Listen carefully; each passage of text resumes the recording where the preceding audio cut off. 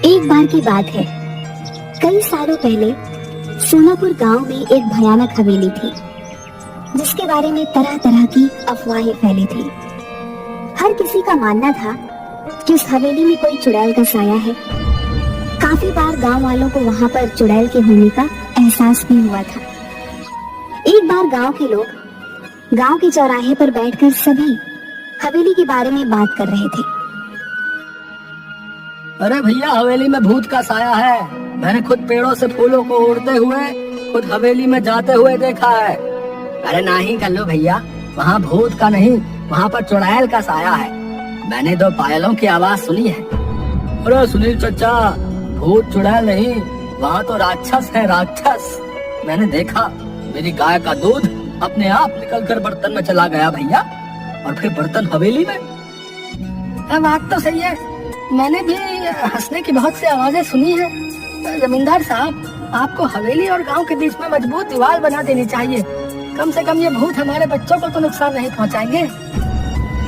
न जाने हवेली में भूत है कि चुड़ैल, लेकिन एक बार जब मेरे पति लकड़ियां काट रहे थे तो उनकी कुल्हाड़ी नीचे गिर गई। अचानक कुल्हाड़ी न जाने कैसे उड़ते हुए वापस उनके हाथ में आ गई। मेरी तो डर के मारे जान ही निकल गई थी। हाँ बेटिया, सच कहती हो, वहाँ कोई है जिसने हमारी सहायता की।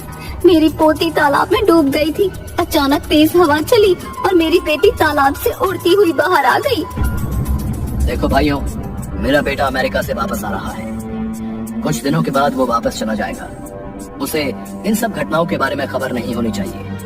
उसके जाने के बाद मैं ये दीवार पक्की करवा दूंगा। गांव के एक किसान का बेटा भीखू खाद लेने शहर जा रहा था। रास्ता हवेली के सामने से ही गुजरता। जब वह हवेली के आगे से डरता हुआ पहुंचा तो उसने देखा एक सुंदर सी लड़की उसके सामने आकर खड़ी हो गई। तुम कौन हो और यहाँ क्या कर रही हो? तुम्हें नहीं पता ये हवेली भूतिया है, यहाँ रहना खतरे से खाली नहीं। मेरा नाम किरण है, मैं तो यहीं रहती हूँ। हम यहाँ आते जाते हैं, भूत तो नहीं देखा हमने कभी। अच्छा, पर ये तो भूतिया हवेली है और लोग कहते हैं यहाँ भयंकर चुड़ैलें रहती हैं। ये सब सुनकर भीखू मन ही मन डरने लगा। उसके दिमाग में यही चल रहा था कि जो कुछ भी आज तक उसने सुना वो सच है या झूठ। तभी किरण बोली, तुम्हें पता है मैं हवेली में ही रहती हूँ। ये क्या कह रही हो? पूरा गांव जानता है कि इस हवेली में भूत चुड़ैल रहती है। तुम चुड़ैल भूत जैसी चीजों पर विश्वास रखते हो? मैं फालतू में ही इतना सोच रहा हूँ। ये लड़की होकर भी नहीं डर रही। ये भूत चुड़ैल मन का वहम है, ये सच्चाई थोड़ी ना है। आओ तुम्हें मैं अपने बाकी लोगों से मिलवाती हूँ, इससे तुम्हारा डर हमेशा के लिए खत्म हो जाएगा। भीखू किरण के पीछे पीछे चलने लगा कि अचानक उसे जोर का धक्का लगा और वो हवेली की पहाड़ी से नीचे गिर गया। गांव वाले तुरंत दौड़ते हुए भीखू के पास आए और पूछने लगे क्या हुआ। तभी भीखू के मुंह से बस ये शब्द निकले, हवेली, लड़की, किरण, हवेली।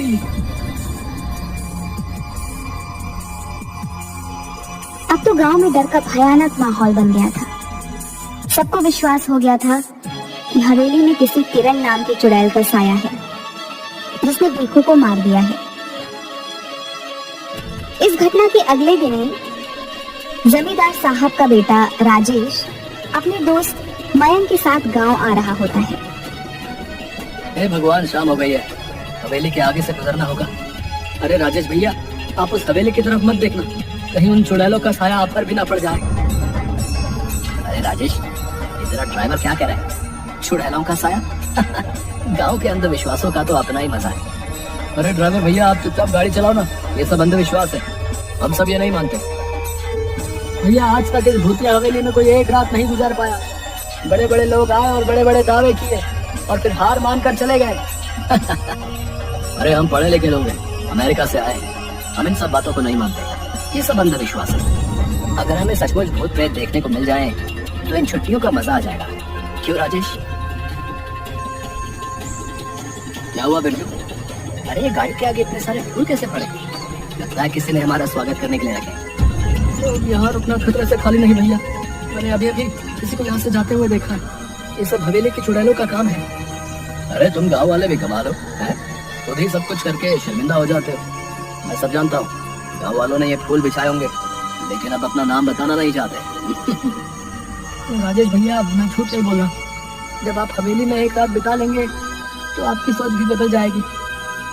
यार बिरजू, तुम पहले घर पहुंचा, बाद में देखेंगे। अभी तो बहुत जोर से भूख लगी है। मेरे पेट में तो हाथी, चूहे, भूत, प्रेत सब दौड़ रहे हैं।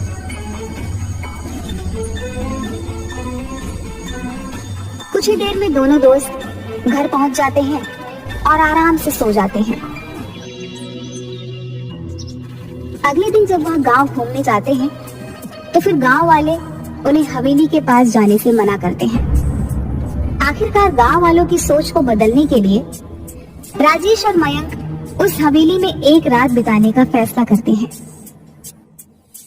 ये मैं क्या सुन रहा हूँ राजेश, तुम हवेली में जाना चाहते हो? अरे तुम्हारा दिमाग तो ठीक है, मैं तुम्हें कभी इसकी आज्ञा नहीं दूंगा।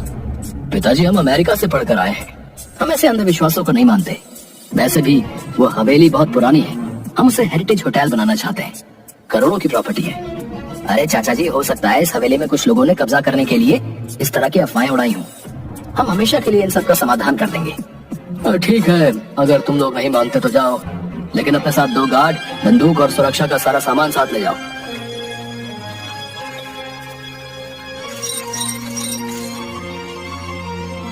आप लोग सो जाइए, हम सब बाहर ही बैठे हुए हैं। कोई भी बात हो तो तुरंत आवाज दीजिएगा।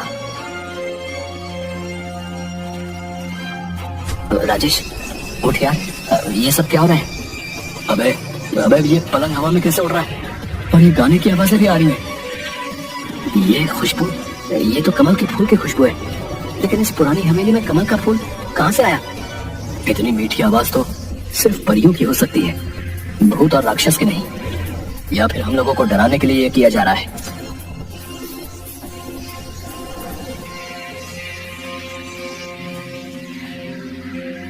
क्या तुमने वही देखा जो मैं देख रहा हूँ? हाँ यार, ये तो सचमुच भूतिया है।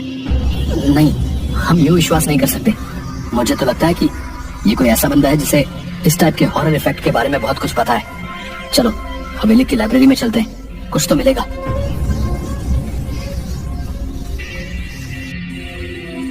ये किताब दूसरी दुनिया की परियों की है, जो कभी कभी उस दुनिया से इस दुनिया में घूमने आया करती है। 150 साल पहले ये हवेली उन्हीं परियों का अतिथि गृह हुआ करता था, जहाँ पर वे अपना समय बिताने आया करती थी। अतिथि गृह क्या होता है? गेस्ट हाउस, यानी कि हम लोग एक परियों के गेस्ट हाउस में हैं। वाह भाई, ये तो कमाल हो गया। मेरा ख्याल है हमें बिना आवाज किए चुपचाप देखना चाहिए कि असलियत क्या है, क्योंकि अभी तक हमें परियां नजर नहीं आई हैं। इसके बाद वो परियों का इंतजार करने लगते हैं। तभी अचानक उनके सामने जादुई संगीत बजने लगता है और बहुत सारी परियां सामने प्रकट हो जाती हैं। मैं हुस्न परी हूँ, हमारे घर में आपका स्वागत है मानव मित्रों। हमें खुशी हुई कि तुम हमारे यहाँ आए। आप दोनों तो कितनी अच्छी हो, तो आप लोगों से लोग डरते क्यों हैं? इसका जवाब तो वही दे सकते हैं। क्या तुम दोनों को भूख लगी है? हाँ, भूख तो लगी है। जो खाना लाए थे वो तो कब का खा चुके हैं हम दोनों। क्या तुम हमारी मदद करोगे इस हवेली की सफाई करने में? हाँ, क्यों नहीं। आवाज सुन जब गार्ड धीरज और मुन्ना अंदर आता है तो उसे मयंक और राजेश उड़ते हुए दिखाई देते हैं, पर परियां नहीं दिखाई देती। वो डर कर उन्हें छोड़कर वहाँ से भाग जाते हैं और जमींदार के पास पहुँचते हैं। जमींदार साहब, गजब हो गया। लगता है राजेश भैया और उनके दोस्त को भूतों ने अपने कब्जे में कर लिया। वो दोनों हवा में उड़ रहे थे।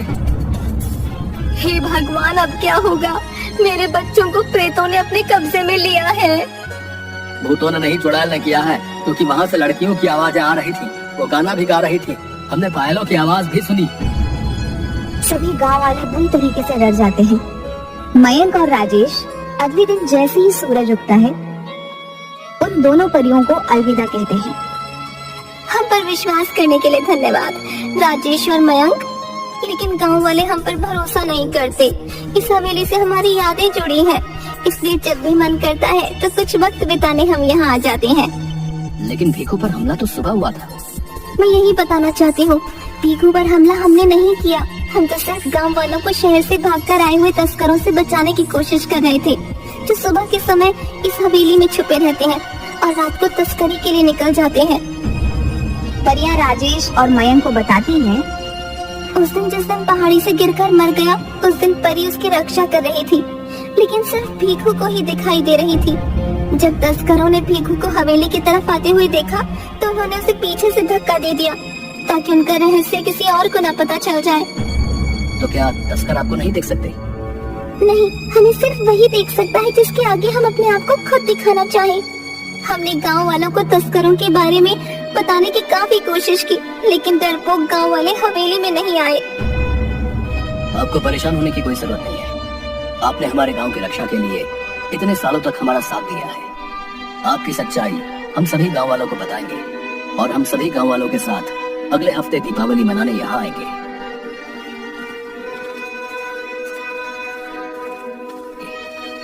राजेश और मयंक सारी कहानी सबको बताते हैं। पुलिस को तस्करों की सूचना दे दी जाती है। पुलिस छापेमारी करती है और सभी तस्करों को गिरफ्तार कर लेती है। अरे आज तुम सब लोग हत्या चढ़े हो। अब देखो इंस्पेक्टर टोंडे तुम लोगों के साथ क्या करता है। सबके नाक में दम करके रखा था। थानेदार साहब धन्यवाद है वक्त से आने के लिए। आप इन सबको कड़ी से कड़ी सजा दिलवाइएगा। इन्होंने भीखू की हत्या भी की है। अरे ले चलो रे इन सबको गाड़ी में भर के। आप सब गांव वालों को अब इस हवेली से डरने की कोई जरूरत ना है। कुछ ना होता ये भूत प्रेत है। समझदार बनो तुम सब राजेश और मयंक की तरह। गांव वालों को राजेश की बात पर भरोसा होने लगता है। दिवाली के दिन सभी गांव वाले हवेली की तरफ चल देते हैं। परियों ने पूरी हवेली को दीपों से सजाया होता है। हवा में आतिशबाजी होने लगती है। परियां सबके सामने प्रकट हो जाती हैं। परियों को देखकर सभी बहुत खुश होते हैं और उनके साथ मिलकर दिवाली मनाते हैं। इसके बाद सभी हंसी खुशी से गांव में रहने लगते हैं।